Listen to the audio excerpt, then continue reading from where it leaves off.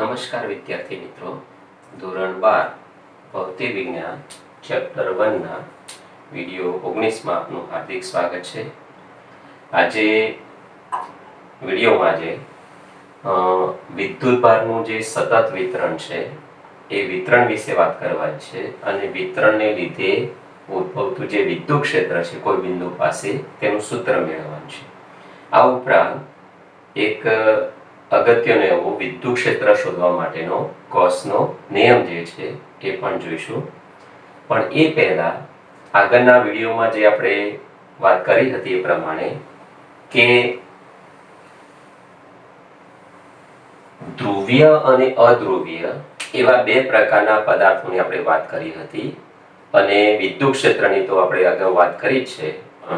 કાગળના ટુકડાને કોઈની સાથે ઘસ્યા નથી એટલે કે તે પોતે વિદ્યુત ભારિત નથી, પરંતુ જો પ્લાસ્ટિક જે છે, પ્લાસ્ટિકનો કાંસકો છે, એને સૂકાવાળ જે છે એની સાથે ઘસવામાં આવે અને આ કાગળના ટુકડાની નજીક લાવવામાં આવે, કાગળના નાના ટુકડા, એ નાના ટુકડાની નજીક ધારો કે આપણે કાંસકો છે તેને સૂકાવાળ જે છે એ સૂકાવાળની સાથે ઘસી અને તેની નજીક લાવવામાં આવે તો જોવામાં આવે છે કે આ કાગળના ટુકડા તેના તરફ આકર્ષાય છે।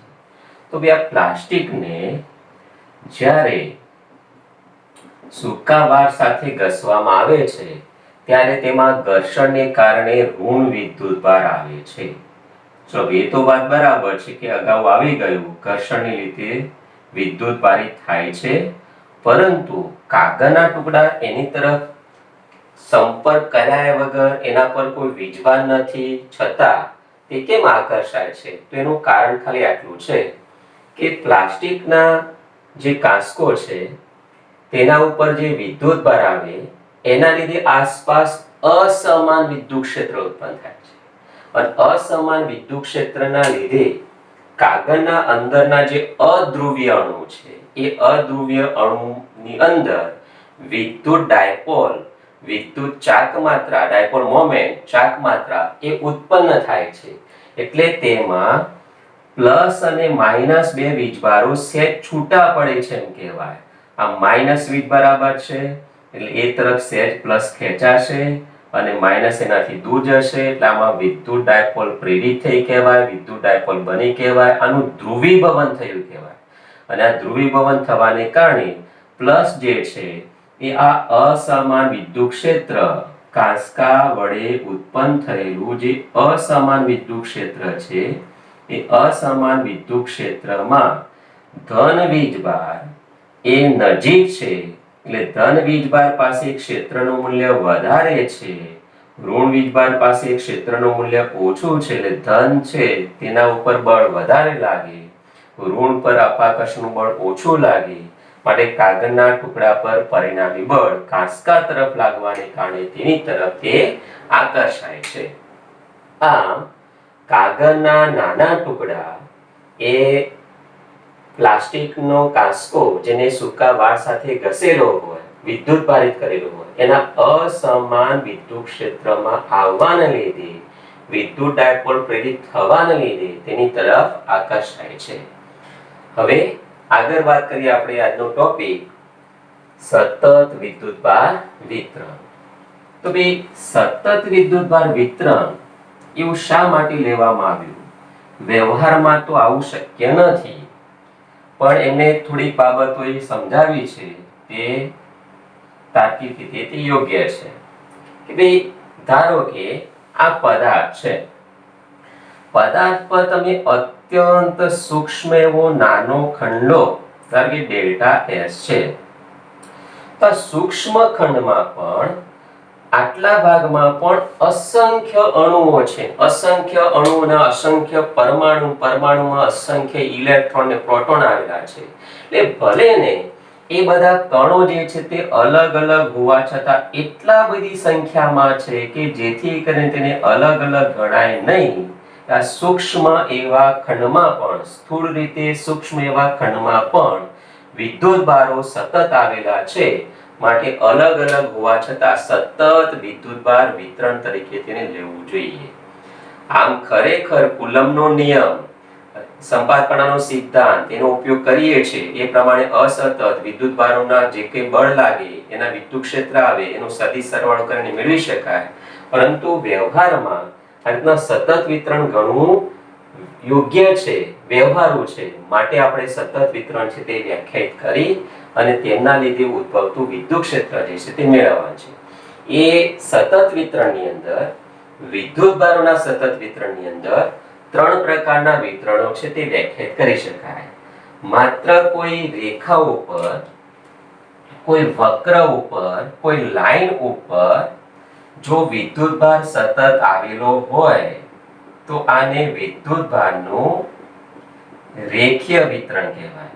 સતત વિતરણનો પહેલો પ્રકાર રેખીય સતત વિતરણ, વિદ્યુતભારનું રેખીય સતત વિતરણ. પણ કોઈ પૃષ્ઠ ઉપર, કોઈ સપાટી ઉપર વિદ્યુતભાર સતત પથરાયેલો હોય તો તેવા પ્રકારના વિતરણને પૃષ્ઠ સતત વિતરણ કહેવાય. વિદ્યુતભારનું પૃષ્ઠ સતત વિતરણ. પ્રથમ જે છે તે વિદ્યુતભારનું રેખીય સતત વિતરણ છે. બીજો પ્રકાર છે તે વિદ્યુતભારનું પૃષ્ઠ સતત વિતરણ છે. અને ત્રીજો પ્રકાર છે તે કદ છે, ત્રિપરિમાણમાં છે, તો એને વિદ્યુતભારનું કદ સતત વિતરણ ગણીશું. તો આમ 3 પ્રકારના સતત વિતરણો શક્ય છે. ત્રણેય પ્રકારના વિતરણોમાં જ્યારે આપણે કુલ વીજભાર તેના લીધે ઉદ્ભવતું વિદ્યુત ક્ષેત્ર શોધવું છે તો તેમાં ઘનતાઓ વ્યાખ્યાયિત કરવામાં આવે છે. જેમાં પહેલા રેખીય વિતરણ માટે રેખીય વિદ્યુતભાર ઘનતા વ્યાખ્યાયિત કરવામાં આવે છે. રેખીય વિદ્યુતભાર ઘનતા, જેનો સંકેત છે લેમ્ડા. ધારો કે ડેલ્ટા એલ જેટલો સૂક્ષ્મ લંબાઈનો ખંડ છે અને તેના પર આવેલો સૂક્ષ્મ વિદ્યુતભાર ડેલ્ટા ક્યુ છે, સતત જેટલો હોય તેટલો. તો એ ડેલ્ટા ક્યુ વિદ્યુતભાર અને તે જેટલી લંબાઈ પર પથરાયેલો છે તે લંબાઈ, આ બંનેનો ગુણોત્તર લઈએ તો આ એકમ લંબાઈ દીઠ વિદ્યુતભાર બન્યો. તેને વિદ્યુતભારની રેખીય ઘનતા અથવા રેખીય વિદ્યુતભાર ઘનતા લેમ્ડા કહે છે. એકમ લંબાઈ દીઠ વિદ્યુતભાર, એકમ લંબાઈ દીઠ વિદ્યુતભારને રેખીય વિદ્યુતભાર ઘનતા લેમ્ડા કહે છે. તેનો એકમ, ઉપર વિદ્યુતભારનો એકમ કુલમ, નીચે લંબાઈનો એકમ મીટર, એટલે એનું એકમ થશે કુલમ અપોન મીટર અથવા કુલમ મીટર ઇનવર્સ. તે જ પ્રમાણે બીજા પ્રકારનું વિતરણ છે પૃષ્ઠ સતત વિતરણ. પૃષ્ઠ સતત વિતરણમાં પૃષ્ઠ વિદ્યુતભાર ઘનતા આવશે. એટલે પૃષ્ઠ વિદ્યુતભાર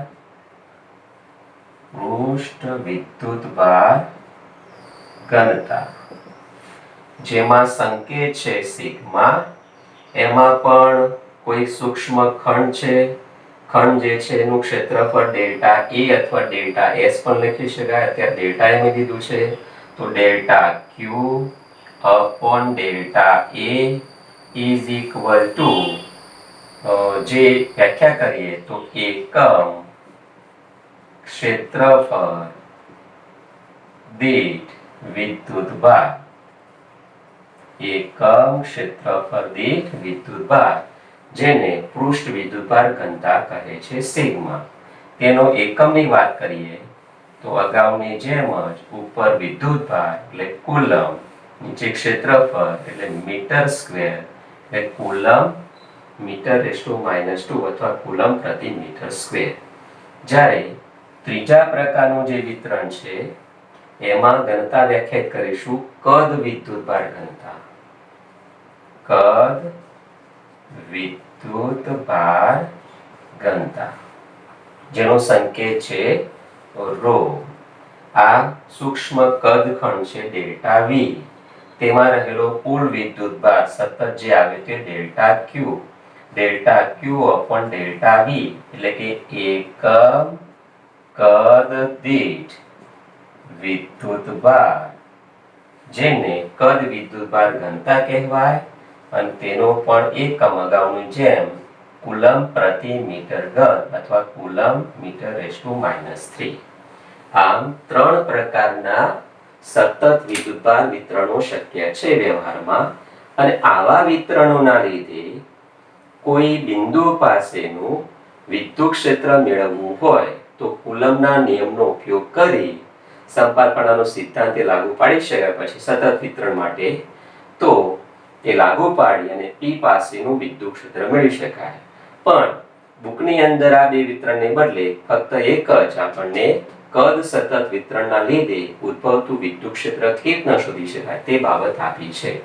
ને પ્રશ્ન કદાચ આવો પૂછી શકાય કે કદ સતત વિતરણને લીધે વિતરણની બહાર આવેલા કોઈ બિંદુ પાસેનું વિદ્યુત ક્ષેત્રનું સૂત્ર મેળવવું.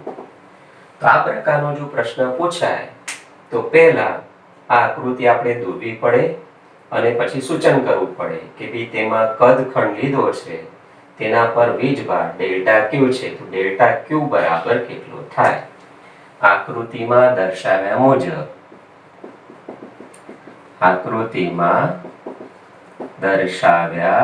મુજબ કદ સતત વિતરણમાં ડેલ્ટા વી કદ ખંડ નો પહેલા તો સ્થાન સદિશ લખી દઈએ. ઉગમ બિંદુની સાપેક્ષે સ્થાન સદિશ r સદિશ છે. કદ ખંડનો સ્થાન સદિશ r સદિશ છે અને ત્યો કદ વિદ્યુત ભાર ઘનતા રો છે.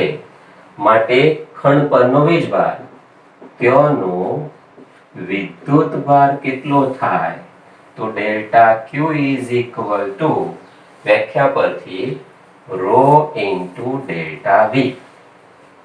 આ એક બિંદુવત વીજભાર જેવો થયો.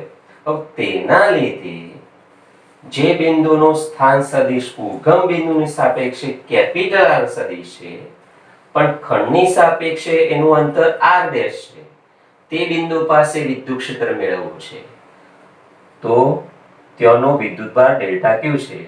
તેના લીધે ઓની સાપેક્ષે જેનો સ્થાન સદિશ કેપિટલ R સદિશ છે તેવા P બિંદુ પાસેનું વિદ્યુત ક્ષેત્ર કુલંબના નિયમ મુજબ કેટલો થાય તો ભાઈ સૂક્ષ્મ ખંડ માટે છે એટલે આપણે ડેલ્ટા E લખીએ.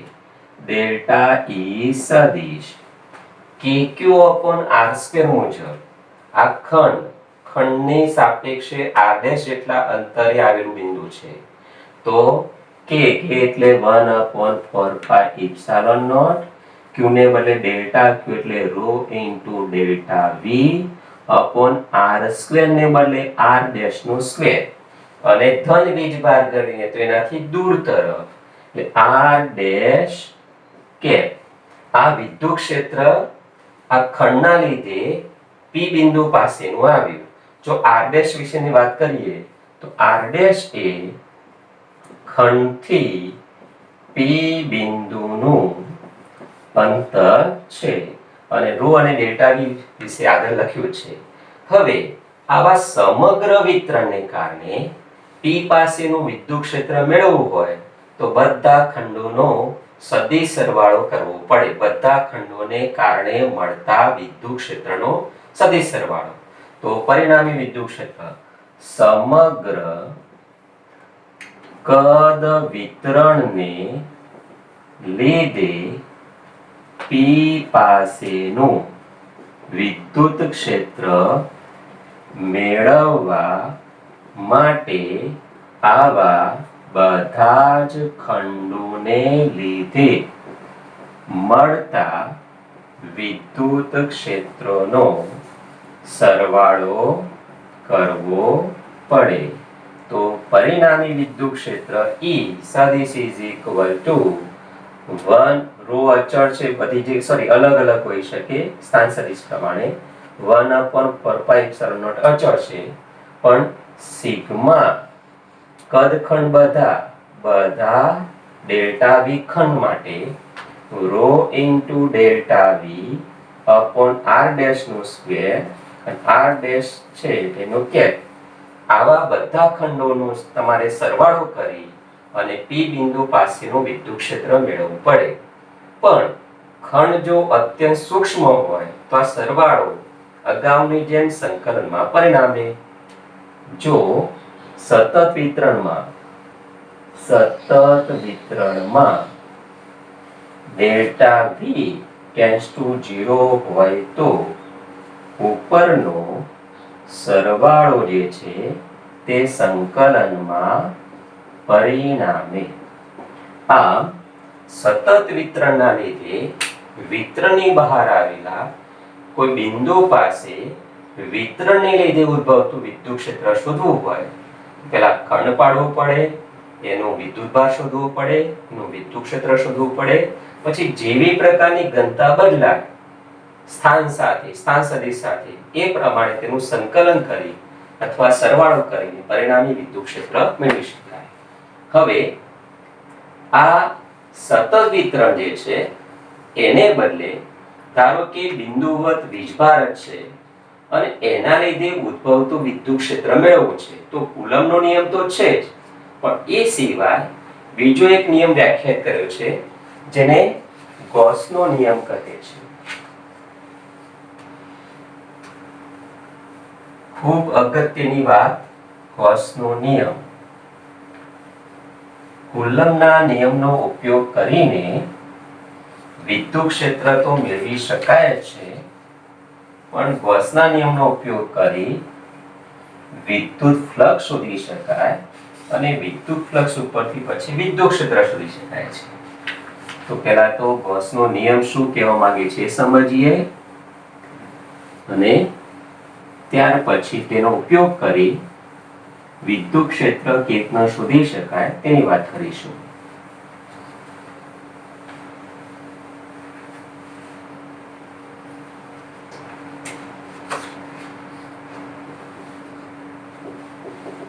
ગૌસનો નિયમ.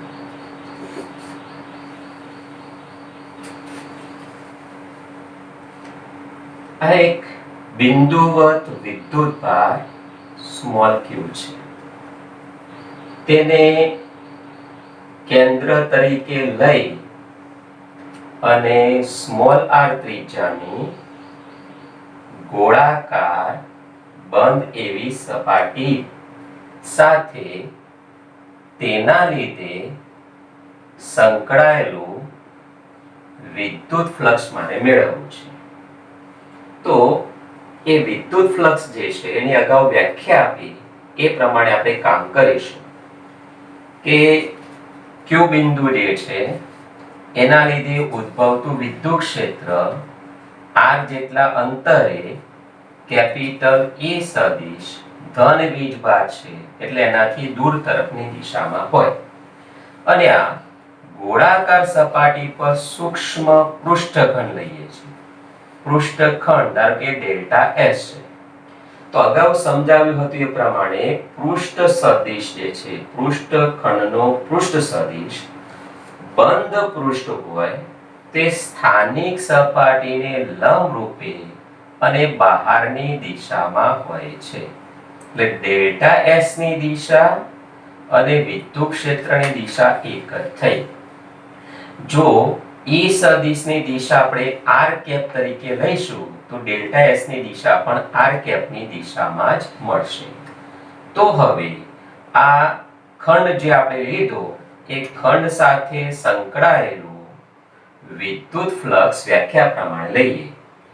ફરીથી આકૃતિમાં દર્શાવ્યા મુજબ સ્મોલ ક્યુ કેન્દ્ર પર હોય તેવું આર ત્રિજ્યા વાળું બંધ પૃષ્ઠ, બંધ અને ગોળાકાર પૃષ્ઠ, બંધ ગોળાકાર પૃષ્ઠ ધ્યાનમાં લો. આ ગોળાકાર પૃષ્ઠ અથવા ગોળાકાર સપાટી સાથે સંકળાયેલું, સપાટી સાથે સંકળાયેલું કુલ વિદ્યુત ફ્લક્સ મેળવવું છે. તો ભાઈ મેળવવા માટે પહેલા ખંડ લીધો. તો આકૃતિમાં દર્શાવ્યા મુજબ ડેલ્ટા એસ ક્ષેત્રફળ, ડેલ્ટા એસ સદિશ કરીએ, ક્ષેત્રફળ સાથે સંકળાયેલ વિદ્યુત ફ્લક્સ કેટલું થાય? તો ભાઈ ડેલ્ટા ફાઈ એમ નામ આપીએ. અગાઉ આપણે વ્યાખ્યા આવી ગઈ કે ભાઈ એનું વિદ્યુત ક્ષેત્ર અને ખંડ સદિશ, પૃષ્ઠ સદિશ એ બંનેનો અદિશ ગુણાકાર કરવો પડે. તો ડેલ્ટા ફાઈ બરાબર વિદ્યુત ક્ષેત્ર, બિંદુવત વિદ્યુતભારના લીધે ઉદ્ભવતું વિદ્યુત ક્ષેત્ર, તો કે ક્યુ અપોન આર સ્ક્વેર, અને દિશા ધન વીજભાર એટલે આર કેપ એનાથી દૂર તરફની દિશામાં, dot delta S, delta S જે છે એનું મૂલ્ય ડેલ્ટા એસ સદિશનું મૂલ્ય લીધું અને દિશા એની પણ આર કેપની દિશામાં છે. R cap dot R cap એ તો 1 થઈ જાય. R cap dot R cap is equal to 1.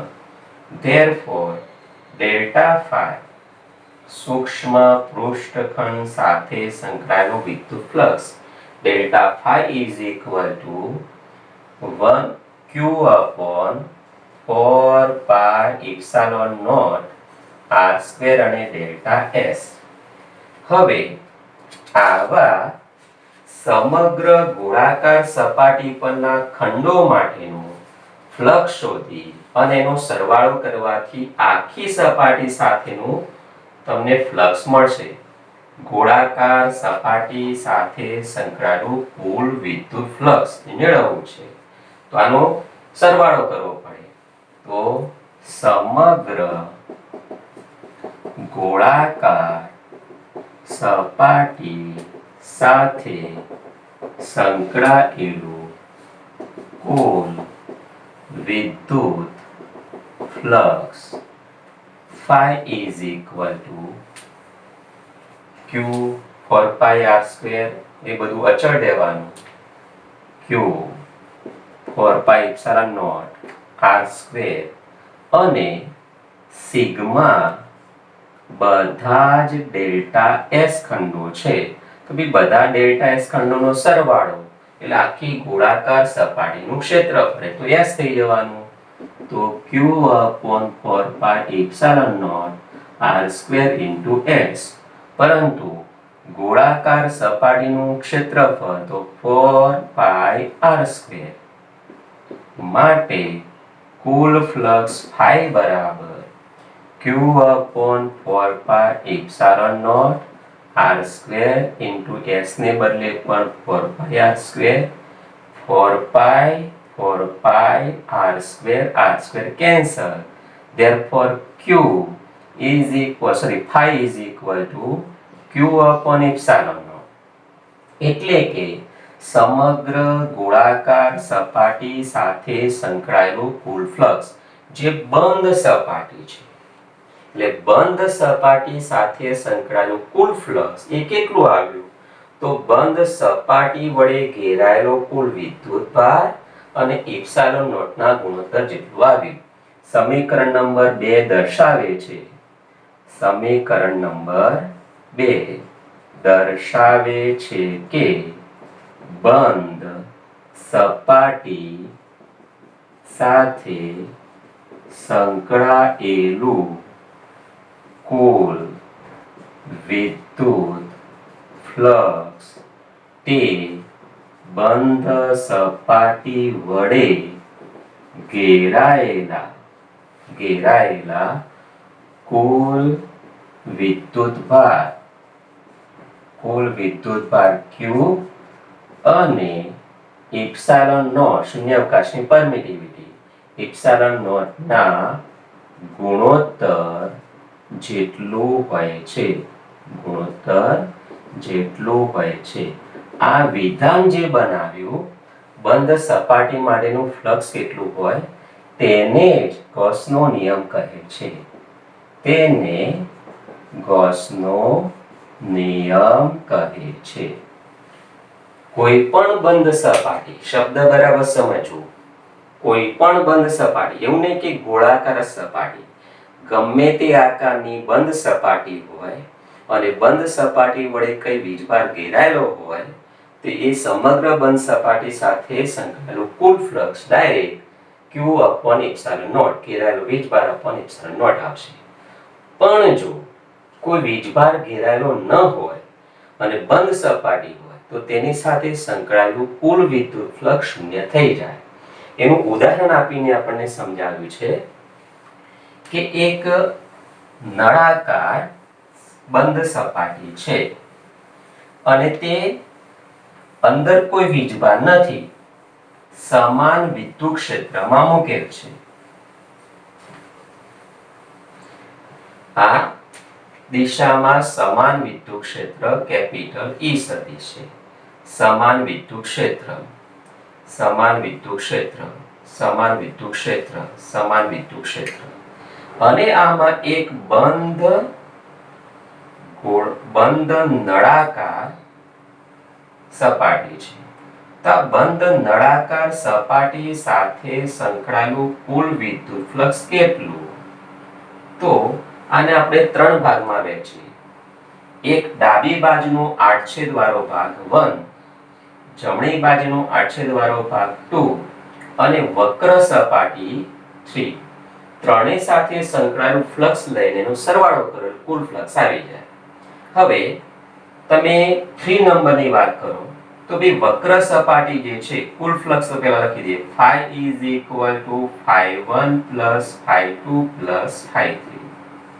એમાં phi3 વક્ર સપાટી, નળાકારની વક્ર સપાટી સાથે સંકળાયેલું વિદ્યુત ફ્લક્સ છે.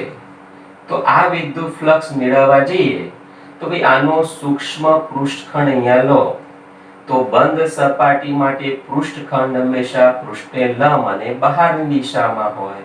તો આ ડેલ્ટા S સદિશ અને વિદ્યુત ક્ષેત્ર બંને પરસ્પર લંબ થાય છે માટે તેમનો ડોટ પ્રોડક્ટ શૂન્ય થાય. અગાઉ આપણે આ જે ફ્લક્સ ગણતા હતા એ પ્રમાણે કે ભાઈ E સદિશ ડોટ ડેલ્ટા S સદિશ E delta S cos theta પણ બંને પરસ્પર લંબ એટલે વક્ર સપાટી સાથેનું ફ્લક્સ બધા જ પોઈન્ટ માટે શૂન્ય. અહીંયા ખંડ લઈએ તો આ દિશા આવશે, અહીંયા ખંડ લઈએ તો નીચે તરફ આવે એટલે હંમેશા E અને ડેલ્ટા S પરસ્પર લંબ થવાના એટલે કુલ ફ્લક્સ શૂન્ય એટલે phi3 0 થયા.